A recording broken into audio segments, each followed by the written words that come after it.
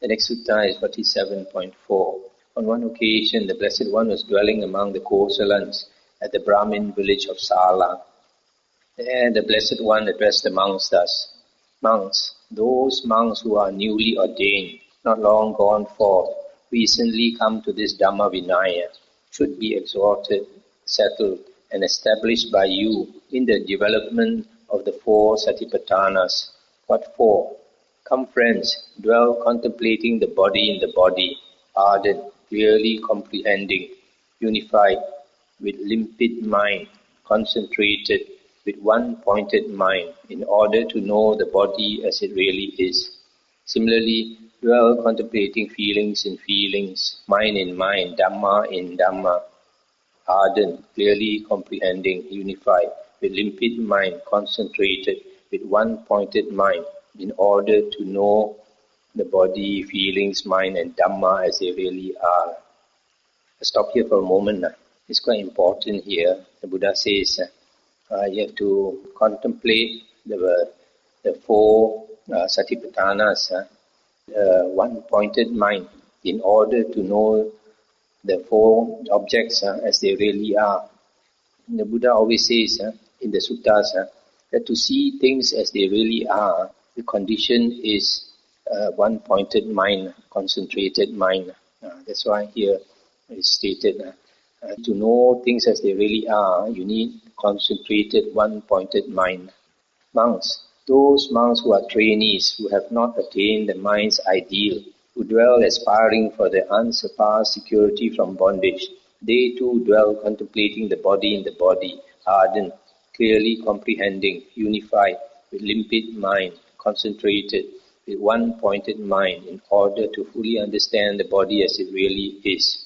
They too dwell contemplating feelings in feelings, mind in mind, Dhamma in Dhamma, ardent, clearly comprehending, unified, with limpid mind, concentrated, with one pointed mind, in order to fully understand the 4 objects as they really are. Monks, those monks who are arahants, whose asavas are destroyed, who have lived the holy life, done what had to be done, laid down the burden, reached their own goal, utterly destroyed the fetters of existence, and are completely liberated through final knowledge.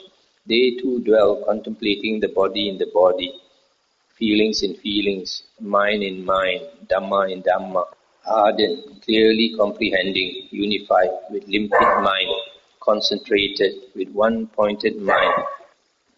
Monks, those monks who are newly ordained, not long gone forth, recently come to this Dhammavinaya, should be exhorted, settled, and established by you in the development of these 4 Satipatthanas. So, the Buddha, his disciples, the monks, when they are ordained, first they have to learn this Vinaya, which will teach them to uphold the Sila, and they have to learn the Suttas. During the Buddha's days, they had no books, so they had to memorize the Suttas. All of them had to memorize the Suttas.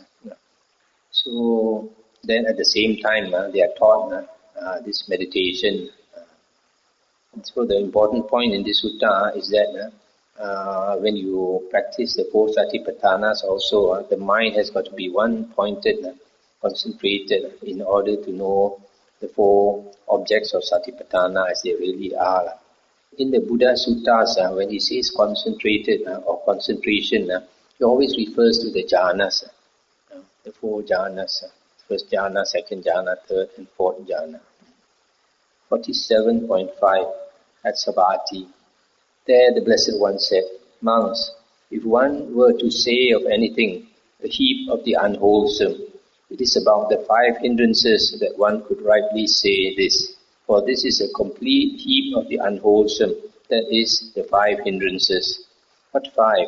The hindrance of sensual desire, the hindrance of ill will, the hindrance of sloth and torpor, the hindrance of restlessness and remorse, the hindrance of doubt. If one were to say of anything, a heap of the unwholesome, it is about these 5 hindrances that one could rightly say this.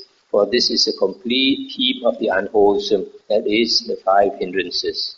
If monks, one were to say of anything, a heap of the wholesome, it is about the 4 Satipatthana's intense states of recollection, that one could rightly say this. For this is a complete heap of the wholesome, that is, the four intense states of recollection. What for? Here monks, among dwells contemplating the body in the body, ardent, clearly comprehending, recollected, having removed covetousness and grief in regard to the world. Similarly, he dwells contemplating feelings in feelings, mind in mind, Dhamma in Dhamma, ardent, clearly comprehending, recollected, having removed covetousness and grief in regard to the world. If one were to say of anything, a heap of the wholesome, it is about these four intense states of recollection that one could rightly say this. For this is a complete heap of the wholesome, that is, the four intense states of recollection. It's the end of the sutta. So here, the sutta says, the four Satipatthanas are complete, a heap of the wholesome, and the five hindrances are completely unwholesome. So this is quite similar to the seven Bojjhangas, seven factors of enlightenment suttas that we went through, where the Buddha said that the seven Bojjhangas are completely wholesome, whereas the five hindrances are completely unwholesome. So it's a bit similar.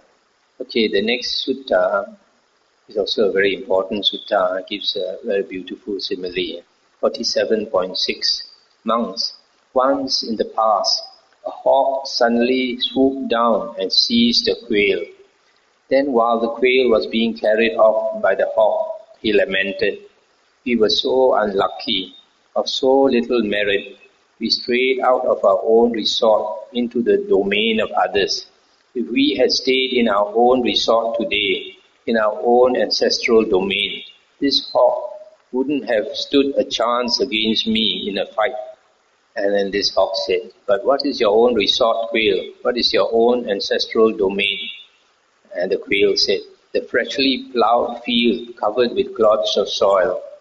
Then the hawk, confident of her own strength, not boasting of her own strength, released the quail, saying, "Go now, quail, but even there you won't escape me." Then monks, the quail went to a freshly plowed field covered with clods of soil. Having climbed up on a large clod, he stood there and addressed the hawk, "Come get me now, hawk, come get me now, hawk."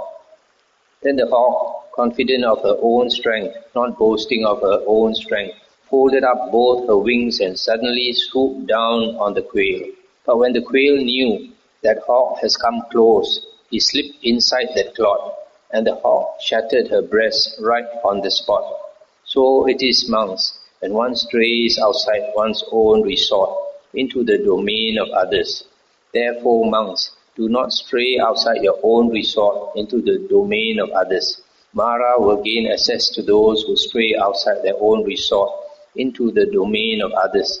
Mara will get a hold on them. And what is not a monk's own resort, but the domain of others? It is the five chords of sensual pleasure. What five? Forms cognizable by the eye that are desirable, lovely, agreeable, pleasing, sensually enticing, tantalizing. Similarly, sounds, odors, taste, touch that are desirable, lovely, agreeable, pleasing, sensually enticing, tantalizing. These are the five chords of sensual pleasure. This is what is not a monk's own domain, but the domain of others. Move in your own resort, monks, in your own ancestral domain. Mara will not gain access to those who move in their own resort, in their own ancestral domain. Mara will not get a hold on them. And what is a monk's resort, his own ancestral domain? It is the four intense states of recollection. What for? Here, monks, a monk dwells contemplating the body in the body, feelings in feelings, mind in mind, Dhamma in Dhamma, ardent, clearly mindful, recollected, having removed covetousness and grief in regard to the world. This is a monk's resort, his own ancestral domain. That's the end of the sutta. So from this sutta, the Buddha is saying that if we put our attention and we contemplate or pay attention of worldly objects like sight, sound, smell, taste, and touch, we can get caught. They get caught by Mara, just like this quail. It ventured out of her own territory, got caught by the hawk. So when she went back to her own territory, then the hawk would not get her because she jumped into the hole underneath the clod of earth. So we are protected when we put our attention on these four things because we are not going into Mara's domain. Mara's domain, in some other suttas is mentioned, Mara's bait. Mara has 6 hooks trying to hook us just like a fisherman putting out bait. So Mara entices us with beautiful forms, with nice sounds, with nice pleasant odors, great taste, and touch. So if we go and pay attention to these things that are enticing, exciting, then we get caught by Mara. That is why sati, the practice of sati or Satipatthana, is always important to remember to withdraw our attention from worldly objects to these 4 objects that are beneficial to us, contemplating the body, feelings, the mind, and the Buddha's Dhamma. The next sutta is also quite similar. It gives a simile, but it's another beautiful simile. 47.7. Monks, in the Himalayas, the king of mountains, there are rugged and uneven zones where neither monkeys nor human beings can go. There are rugged and uneven zones where monkeys can go, but not human beings. There are even and delightful regions where both monkeys and humans can go. There, along the monkey trails, hunters set out traps of pitch for catching monkeys. I'll stop here for a moment. These traps of pitch is supposed to be this like bitumen, it's very gluey. If a monkey touches it, he get glued, can't pull himself away. Those monkeys who are not foolish and frivolous, when they see the pitch, avoid it from afar. But a monkey who is foolish and frivolous approaches the pitch and seizes it with his hand. He gets caught there. You see what happens is this hunter, he brings a kind of a stick, almost like a branch like that, and then he puts his fruits and all that for the monkey, to attract the monkey. Sometimes they put coconut and all that, but put bananas and all that. So this, so many monkeys in the group. Some are more experienced. They see this, they sense danger, they won't go near. But these young fellows, they are hungry and they are greedy. It's like a greedy pup. They will go near and they see the fruit, they cannot resist. Saliva coming down already.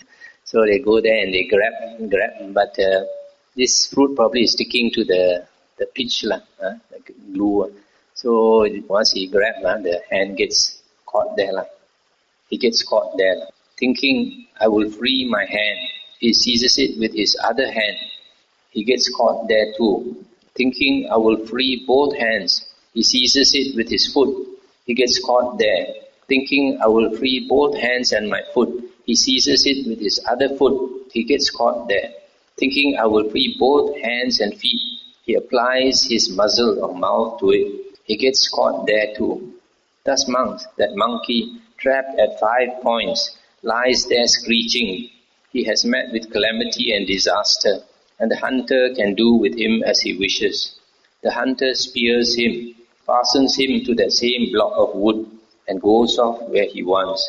So it is, monks, when one strays outside one's own resort into the domain of others. Therefore, monks, do not stray outside your own resort into the domain of others. Mara will gain access to those who stray outside their own resort into the domain of others. Mara will get a hold on them. And what is not a monk's own resort but the domain of others? It is the 5 causes of sensual pleasure, namely sight, sounds, smells, taste, and touch, which are enticing. This is what is not a monk's own resort but the domain of others. Move in your own resort, monks, in your own ancestral domain. Mara will not gain access to those who move in their own resort, in their own ancestral domain. Mara will not get a hold on them. And what is a monk's resort? His own ancestral domain. It is the 4 intense states of recollection. What 4? Here monks. A monk dwells contemplating the body in the body, feelings in feelings, mind in mind, Dhamma in Dhamma, ardent, clearly aware, recollected, having removed covetousness and grief in regard to the world. This is a monk's resort, his own ancestral domain.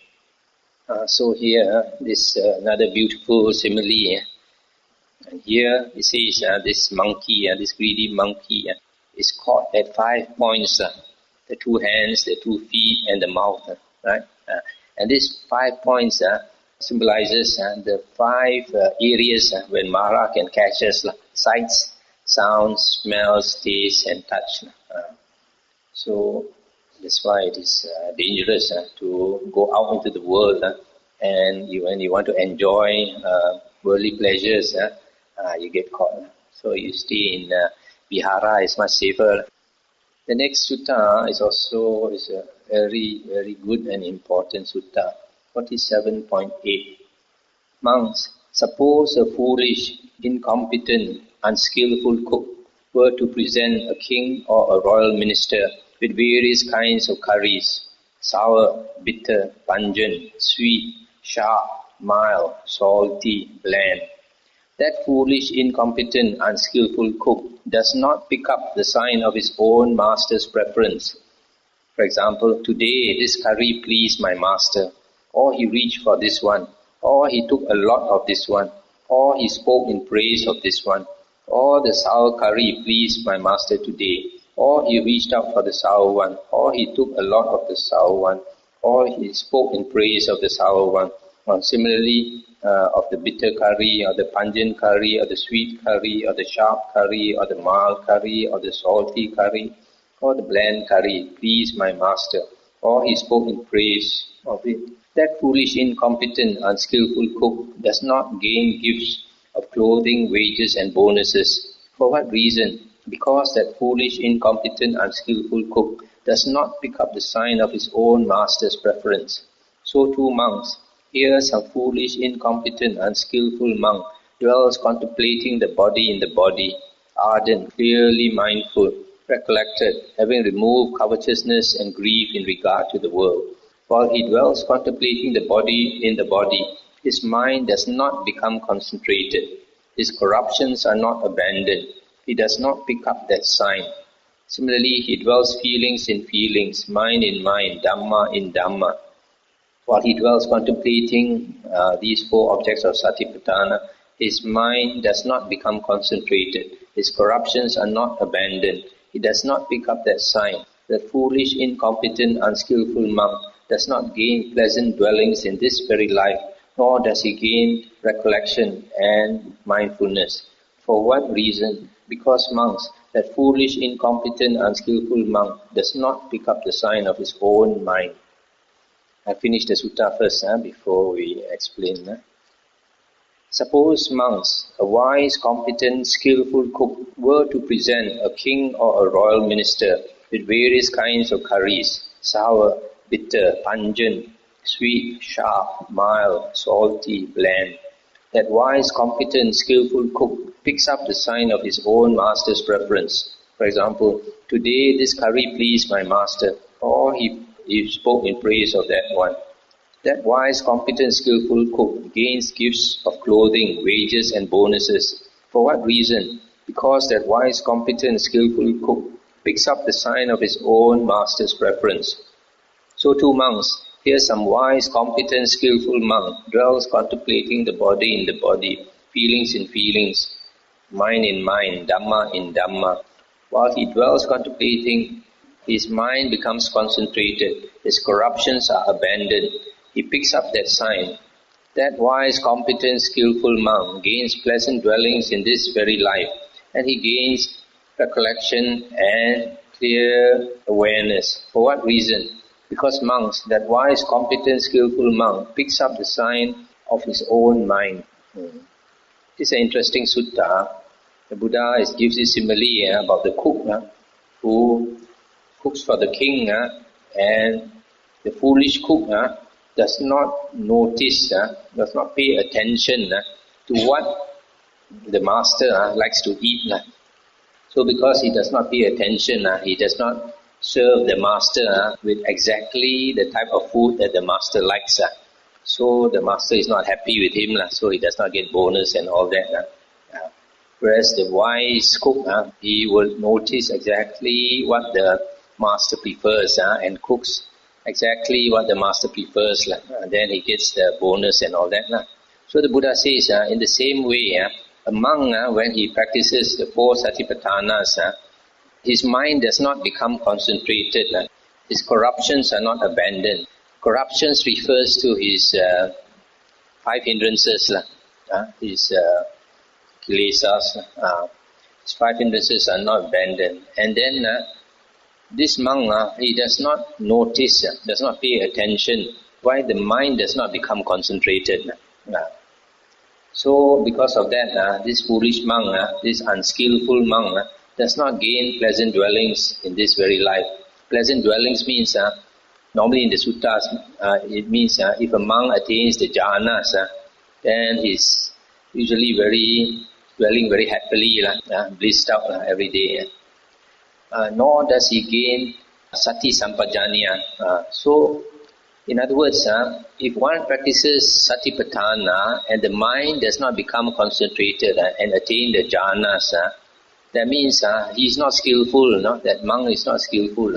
And he does not attain sati sampajanya. That means he is not really practicing sati sampajanya. He only thinks that he is practicing sati sampajanya.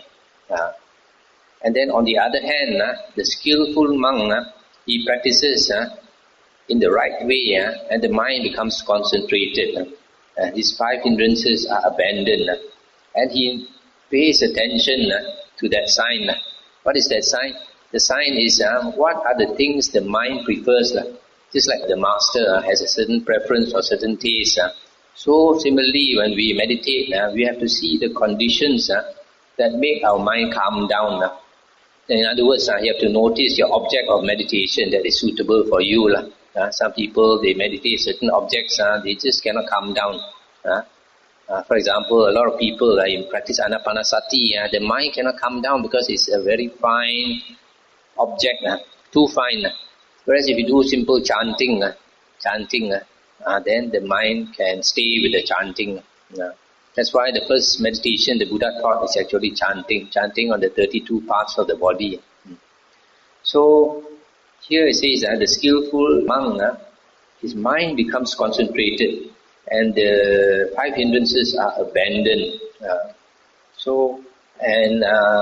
He gains sati sampajanya.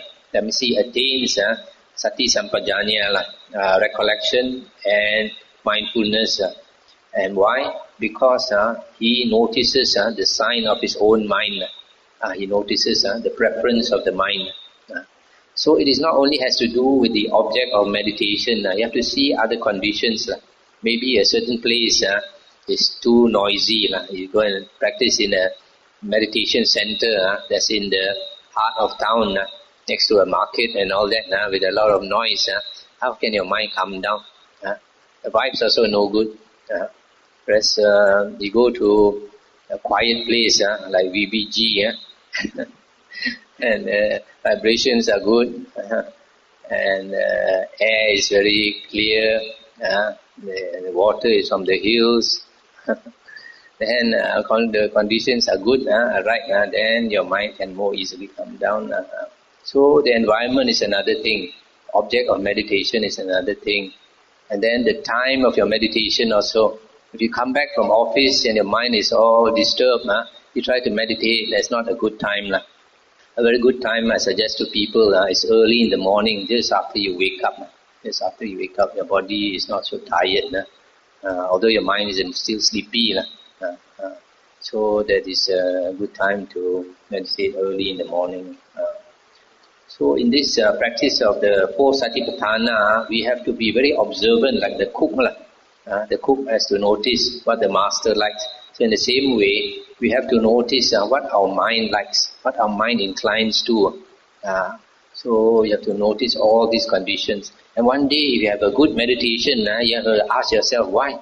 Why today the meditation is so good? Then you have start considering, maybe because today I didn't flare up, didn't lose my temper. All that. So all these things, you have to. These are very practical instructions where we can use. That's why a lot of people don't understand. They think that the suttas are just dry stuff, just theory only. There's a lot of practical instructions in the suttas. If only you take the trouble to go and see. You can't get these instructions from any meditation teacher, because the best meditation teacher is our Buddha. All his instructions are very clear here already. Why you go and look for some present-day monks? They can never come near the Buddha standard. So for the suttas, we'll finish for tonight. Anything to discuss? Mindfulness of the body is how do we concentrate on the body? These Buddha's disciples, if they want to practice for liberation, they have to try to maintain their mindfulness 24 hours a day. So even though they lie down to rest, to sleep, actually they try not to sleep. They try to maintain their mindfulness. So for example, like the first meditation, the Buddha taught 32 parts of the body. So the monk chants head, hair, body hair, nails, teeth, skin, flesh, sinew, bone, marrow, kidney, heart, etc. So when he lies down, he will still continue that chant. That's why the chanting is very useful, in that even when you go and rest, you still practice it. So that's why the Buddha's disciples, they practice to the extent that up to the extent when the mindfulness is maintained 24 hours a day. That's why all arahants have mindfulness 24 hours a day. So nowadays some meditation masters, they don't understand. Either they don't understand or because they themselves cannot practice to that stage. They say you can sleep. Sleep. When you fall asleep, be mindful just before you fall asleep. You can be mindful before you fall asleep, but after you fall asleep, you are no more mindful. Học viên say bằng tỏa chia liao, đã khi cái tự lộ nè.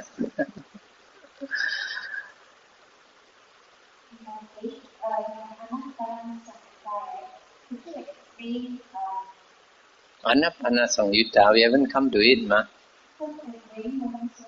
Okay.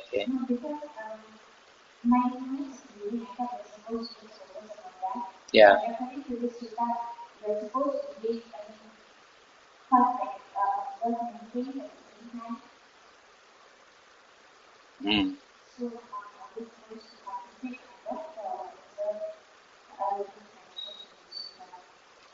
Feelings.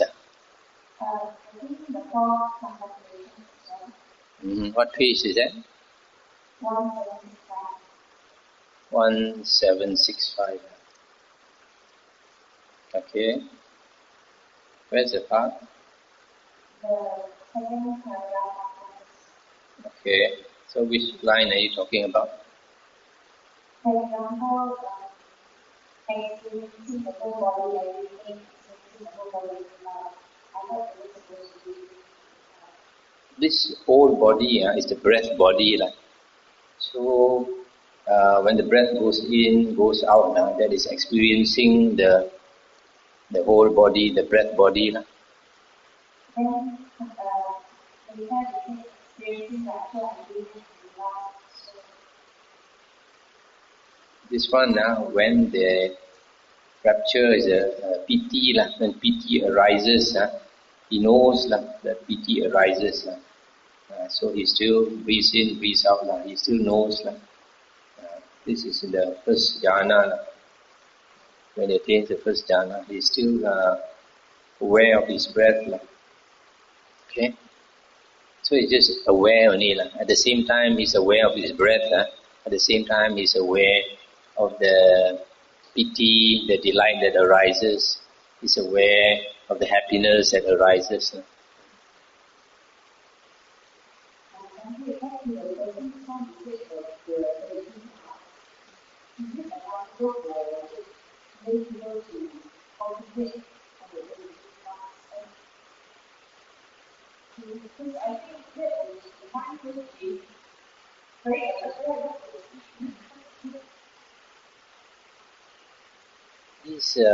Some of these contemplations, like 32 parts of the body, it's more for monastics, monks and nuns. Because some lay people, they practice already after they are no more interested in their wife or their husband.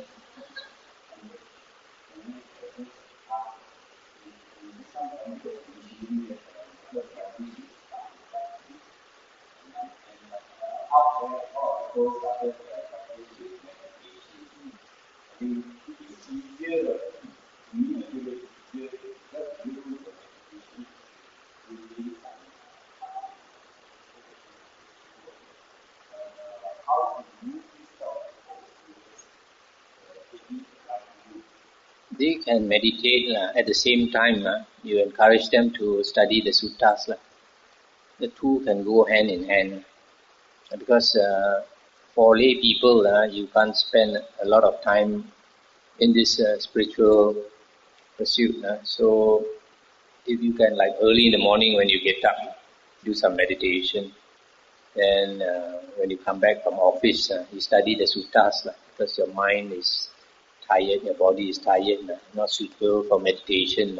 And in the free time you have before you go to sleep, study the suttas or listen to the suttas.